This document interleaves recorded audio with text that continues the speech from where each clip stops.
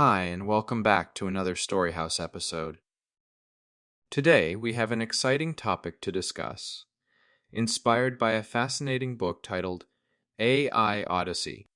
This book, published in 2022, takes us on a journey into the realm of artificial intelligence and its impact on our world. Join me as we dive into the stories that offer a glimpse of what life could be like in the year 2042 under the influence of AI. Picture this, a world where AI isn't just a buzzword, but a part of our everyday existence. Each of the 10 short stories in the book introduces us to a protagonist, an ordinary person living in the year 2042. Through their eyes, we witness scenes that seem straight out of a scientific fiction novel. For example, AI islands designed to help people find happiness, lifelike synthetic videos that can easily deceive, and various types of robots filling people's lives. You'll also encounter a range of societal issues brought about by AI. For instance, AI takes over specific tasks in certain fields. This leads to questions about how humans can coexist with AI in the job market. Additionally, while AI can enhance people's lives, can it truly bring them happiness? Whether viewed through the lens of science fiction or technological reality, this book possesses an unparalleled charm. Here, I will guide you through two main threads of interpretation for this book. Firstly, the technical aspect. Let's delve into how the pivotal technologies underpinning artificial intelligence will have evolved 20 years later. Secondly, in the societal part, we'll discuss crucial social themes of the AI era. Throughout each segment of this exploration, I'll intersperse significant story elements from the original book, enhancing your understanding of the AI-driven world in 2042. So, let's begin. In the first section, we'll look at how the key technologies that support artificial intelligence will have evolved by 2042. We know that for an AI to truly become intelligent, it needs to rely on deep learning from vast amounts of data. Deep learning is a specialized term that involves using artificially constructed neural networks to automatically extract various features from data, forming algorithms to solve problems. This process is analogous to how humans analyze external information through our brains, extract patterns from it, and then use those patterns to solve problems. So, if we consider artificial intelligence as a person, then deep learning is akin to their brain. At the end of the last century, inspired by the intricate neural networks within the human brain, scientists constructed a man-made neural network for artificial intelligence. This neural network comprises an input layer and an output layer. When data is sent into the input layer, the corresponding processing results emerge in the output layer.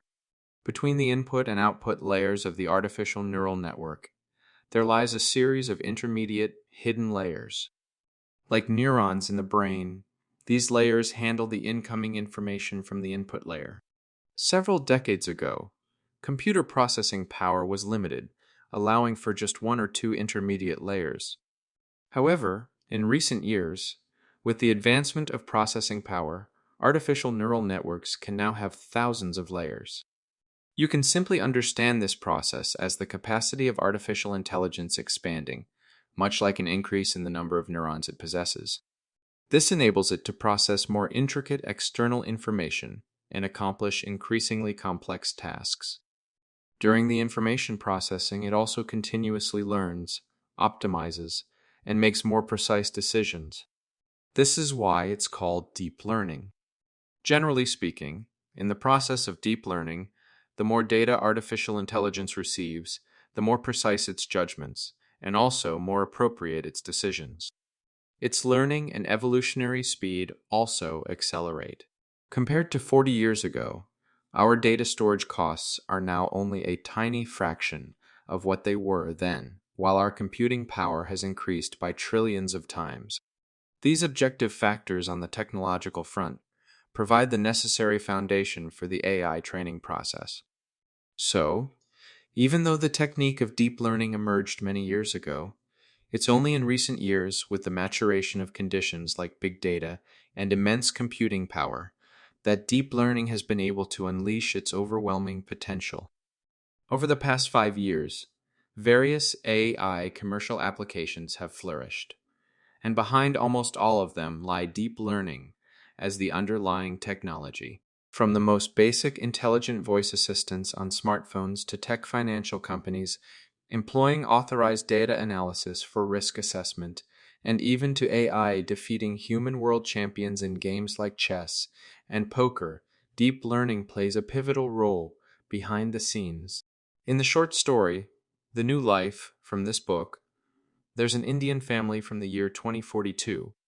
They purchase health insurance for their entire family from an intelligent insurance company. After obtaining user data authorization, the insurance company dynamically adjusts premiums based on real-time changes in various aspects of the family's data. It helps them achieve maximum coverage with the least amount of money. The company also provides timely life tips, such as reminding them to bring an umbrella when it's about to rain, suggesting alternate routes in case of traffic accidents, or advising them to wear masks during a recent respiratory illness outbreak. It even cleverly guides family members struggling with obesity to shed unhealthy habits. The applications behind these scenarios all require the support of deep learning. Up to this point, we've been discussing the underlying technology of deep learning that supports artificial intelligence operations. As mentioned earlier, if we think of artificial intelligence as a person, then deep learning is akin to their brain. But having just a brain isn't enough. Scientists have been continuously striving to optimize various branches of AI technology, allowing it to gradually see, speak, and manipulate. Let's break it down step by step. Let's begin with the vision. Humans effortlessly understand the information contained in a visual scene or video as soon as they see it. But for AI, comprehending the world isn't that simple. The book also introduces how AI processes a video using computer vision technology. For example, to make AI recognize a video where a German Shepherd is running through a jungle, the first step is to break down the video into a sequence of images, each image represented by millions of pixels. Next, the AI reads the pixels on the image and attempts to identify objects within it. At the outset, it might only recognize the shape of the object as a dog. Gradually, it discerns more details, such as confirming that the dog is deep brown and that it is a German Shepherd. Continuing, the AI localizes and tracks the dog's movement within the sequence of images, identifying its actions. It then reconstructs the scene holistically, ultimately concluding that it's a German Shepherd running through the jungle. Though the process may sound complex, with the advancement in computational power, current computer vision technology is capable of real-time processing and has found many applications. In our daily lives, the presence of such technology is everywhere. For example, facial recognition to unlock phones. Smart cameras automatically identify the main subjects in photos and blur the background. Smart assistants monitor human drivers for signs of fatigue. And even medical image analysis for diagnoses, like determining the presence of malignant tumors in lung CT scans. Additionally, there's content filtering to monitor social media for explicit and violent content. Computer vision technology can also enhance existing images or videos, such as intelligently editing photos and videos, automatically enhancing portraits, or replacing facial features in a video with those of another person. In the fantastical story within the book, set in the year 2042, AI not only accomplishes what was mentioned earlier, but goes further by creating images and videos that blur the line between real and fake.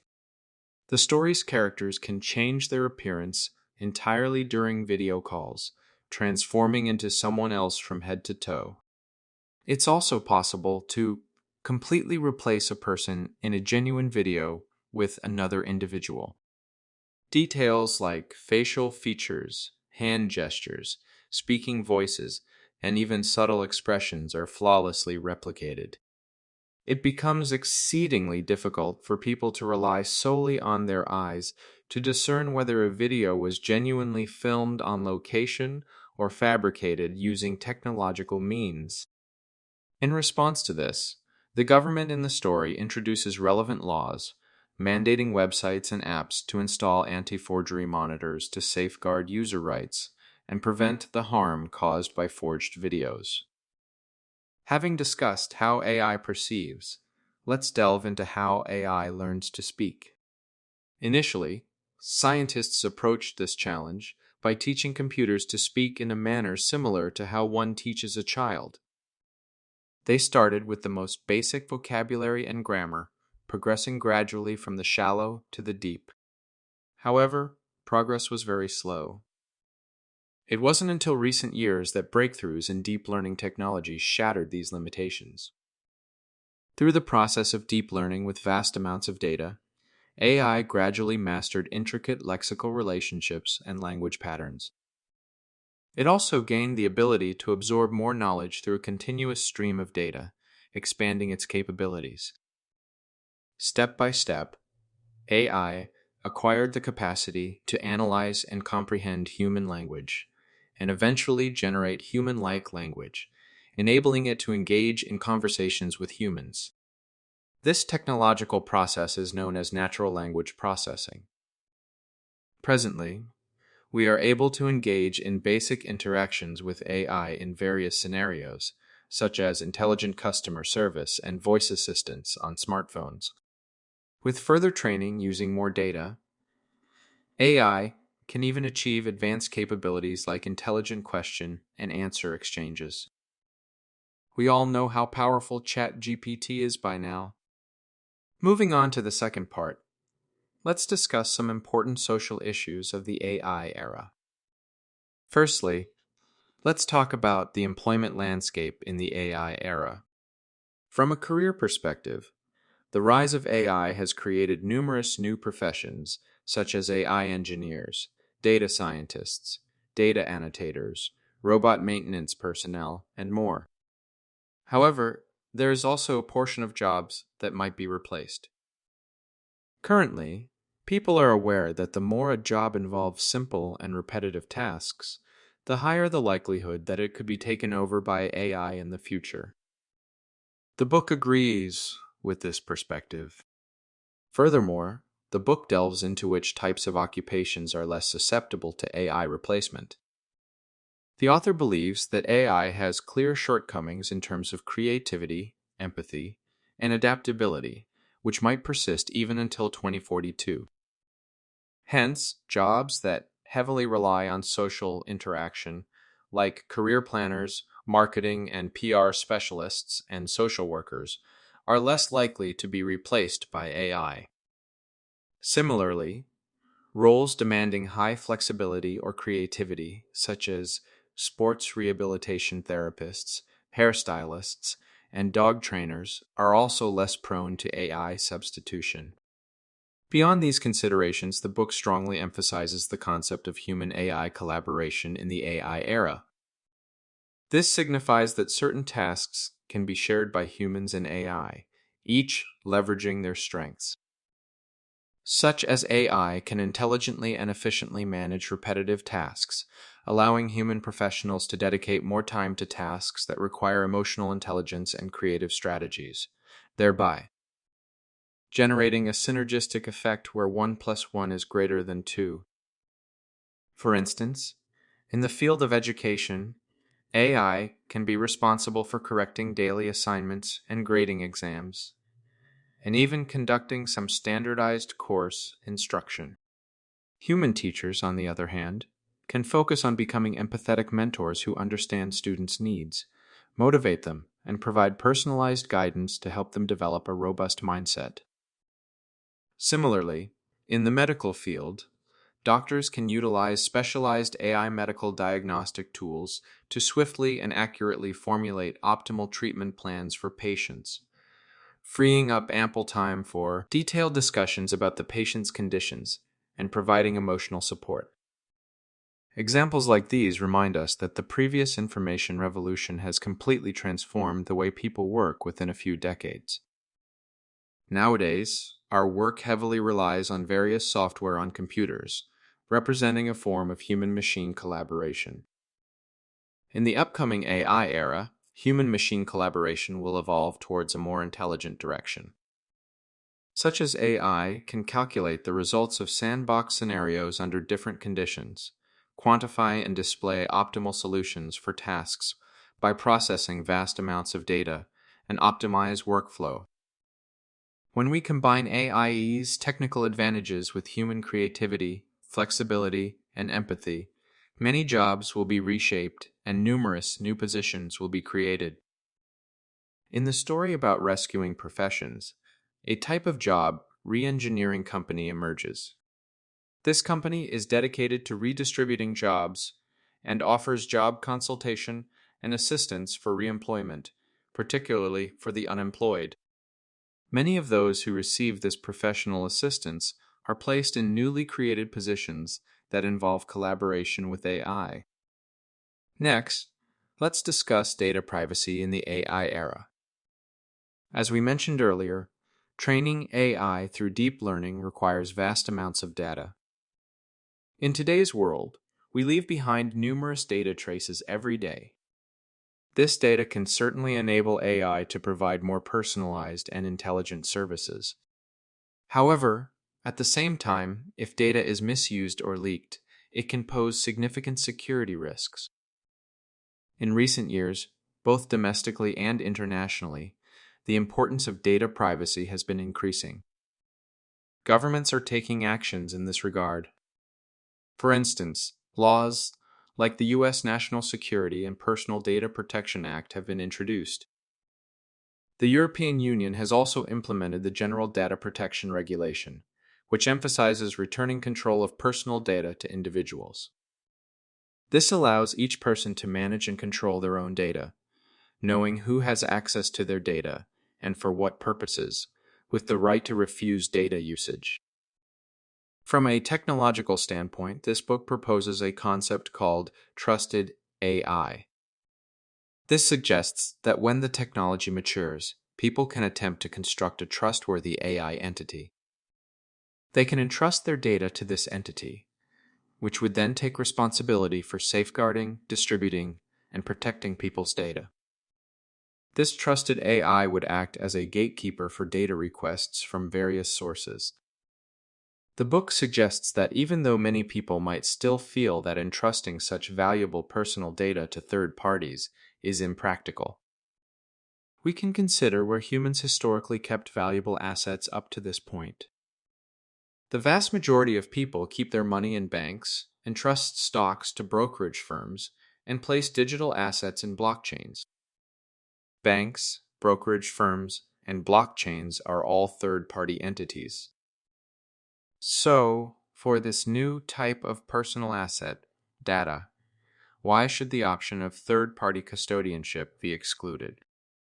Dealing with the challenges posed by powerful technologies like AI and safeguarding massive amounts of data is extremely complex. In this situation, human experience is quite limited. Therefore, it's even more important to adopt an open-minded approach to explore diverse solutions.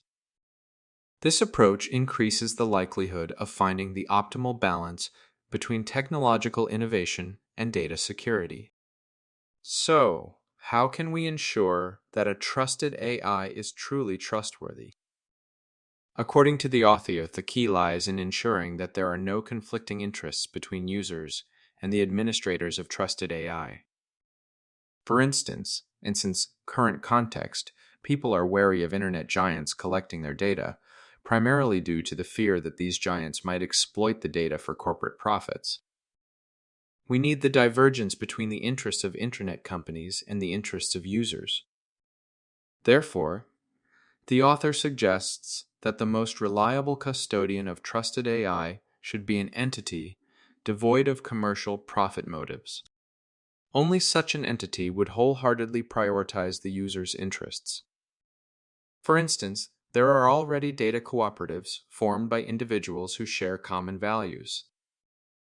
They have voluntarily come together to address data usage and protection concerns, willingly contributing their data to assist all members of the cooperative. Currently, university professors and students have voluntarily undertaken experiments and explorations in this realm. In the story of Happiness Island within the book, an island is designed and built for people to find happiness, and the trusted AI within it. This also brings up the next question we need to discuss. What can bring us happiness in the AI era? According to the book's explanation, as people transition from an era of scarcity to a period of abundance in the AI age, it becomes increasingly difficult to find happiness, especially solely from material satisfaction. What does this mean? Scarcity is when human demand for goods, services, and other resources surpasses their supply. It can lead to large-scale wars, massive migrations, and turbulence in capital markets, profoundly affecting various aspects of human civilization. For most of the past few thousand years, human economic and social conditions have mostly been characterized by scarcity. A fundamental assumption in traditional economics is that human wants are unlimited, while resources are limited or scarce. This is why economics studies how to produce, distribute, and consume these finite resources in order to better satisfy humanity's unlimited wants. In the AI age, as robots and AI technology comprehensively integrate into our lives, assuming various roles in manufacturing, transportation, design, marketing, and more. Therefore, the cost of acquiring various material resources will noticeably decrease. We will gradually move toward an era of material abundance.